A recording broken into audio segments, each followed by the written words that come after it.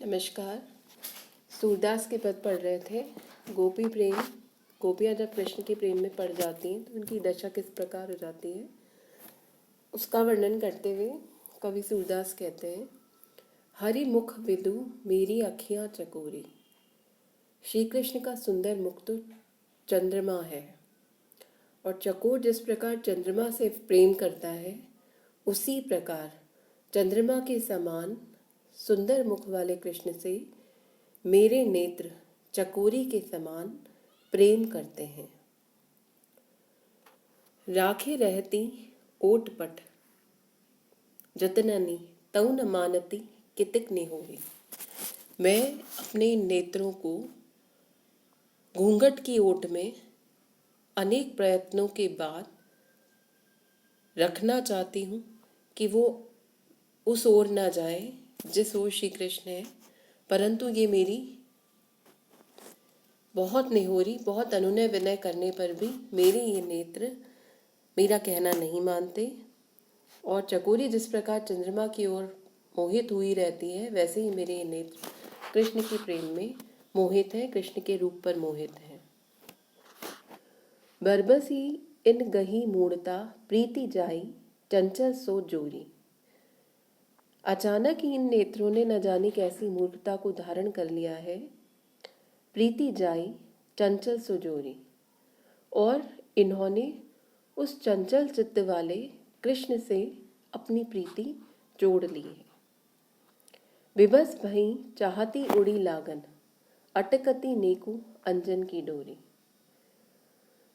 कृष्ण एक स्थान पर स्थिर नहीं है, इसलिए हमारे ये नेत्र जो हैं मुख पर स्थिर होने के बाद भी इनका बस चले तो ये उड़कर कृष्ण के पीछे जाना चाहते हैं। बस जरा सी जो काजल की डोर, काजल जो हमने नेत्रों में लगाया हुआ है, बस ये काजल ही की डोर है जिससे ये नेत्र बंधे हुए हैं। अन्यथा ये नेत्र जहाँ कृष्ण जाते हैं वहीं दौड़ना चाहते हैं, उड़कर जाना चाहते हैं। बरबस ही इन गही चपलता करत फिरत हमहू सो चोरी। अचानक इन्होंने चपलता धारण कर ली नेत्रों ने, और मेरे शरीर में, हमारे शरीर में स्थिर होकर भी ये हम ही से चोरी करना सीख गए हैं। सूरदास प्रभु मोहन नागर वर्षि सुधारस सिंधु झकोरा। सूरदास कहते हैं, प्रभु कृष्ण सभी को मोहित करने वाले हैं, मोहन हैं, चतुर हैं। नागर चतुर मोहित करने वाले प्रभु हैं, स्वामी हैं हमारे। वर्षि सुधारस सिंधु झकोरा, वो अमृत रूपी रस बरसाकर हमें सागर के, प्रेम रूपी जो सागर है उसमें गोते लगाते रहते हैं।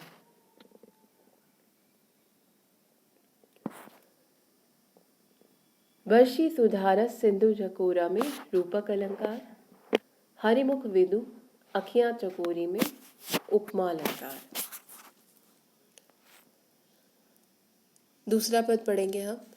चितवनी रोको हूं न रही श्याम सुंदर सन्मुख सरिता उमंगी वही। चितवनी रोके हूं न रही, मैं अपनी दृष्टि को रोकना चाहती हूँ, परंतु ये रोके से भी नहीं रुकती है। श्याम सुंदर सिंधु सन्मुख सरिता उमंगी बही। मेरी ये दृष्टि जो है श्याम सुंदर सिंधु सन्मुख, सुंदर और श्यामले वर्ण वाले श्री कृष्ण, जिनका व्यक्तित्व सागर के समान है, उनकी ओर मैं मोहित होकर सरिता उमंगी वही।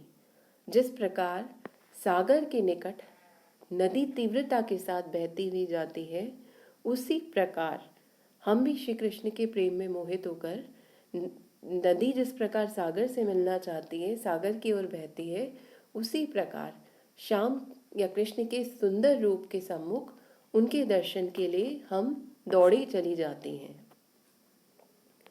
प्रेम सलिल प्रवाह भंवरनी मिति न कबहू नहीं। प्रेम सलिल प्रवाह, श्री कृष्ण का जो प्रेम रूपी जल का प्रवाह है, उसमें जो भंवर उठ रहे हैं वो भंवर एक क्षण के लिए भी नहीं रुकते और उनमें हम फंसी हुई हैं। उन भंवर से हम बाहर नहीं निकल पाते। भंवर जिस प्रकार रेत का बवंडर आता है, उसी प्रकार जल के भीतर जिस प्रकार का बवंडर होता है, जल का एक स्थान पर घूमना, उसमें जो भी वस्तुएं आती हैं वो उसके साथ घूमकर नष्ट हो जाती हैं या उसी में घूमती रहती हैं, उसे भंवर कहा जाता है। तो जिस प्रकार जल का भंवर लगातार घूमता रहता है, उसी प्रकार श्री कृष्ण के प्रेम के प्रवाह में पड़कर हम स्थिर चित्त नहीं रहती। हम लगातार उनके दर्शनों को पाने के लिए घूमती फिरती हैं उनके पीछे पीछे। लोभ लहर काटाच, उनके सुंदर कटाक्षों के जो लोभ है वो लहर के समान हमारे हृदय में उठता रहता है। घूंघट पट करार डही, और घूंघट के जो किनारे हैं करार डही, उन किनारों से हमारे जो नेत्र हैं वो निकल जाते हैं, बाहर चले जाते हैं श्री कृष्ण के दर्शनों को पाने के लिए, कि घूंघट के पट के भीतर ही वह नेत्र हमारे रहें। नेत्रों की आड़ के लिए घूंघट जो बनाया गया है, ओढ़ा जाता है, वो नेत्र घूंघट के साथ अपने इस करार को तोड़कर श्री कृष्ण के दर्शन के लिए बाहर चले जाते हैं। थके पलपथ नाव धीरज परती नहिन गई, श्री कृष्ण के दर्शन के लाभ की आशा से पलक रूपी पथिक जो है वो थक गया है। नाव धीरज, और उस पथिक के लिए धैर्य रूपी जो नाव है वह पकड़ में नहीं आ रही। मिली सूर स्वभाव श्यामही फेरे हूँ न चही, मिली सूर स्वभाव श्यामही, जब से श्री कृष्ण से के सुंदर भावों के साथ गोपियों का प्रेम जुड़ा है, तब से फेर होना चाहिए, तभी से उनकी दृष्टि जो है वो पुनः लौट नहीं पा रही।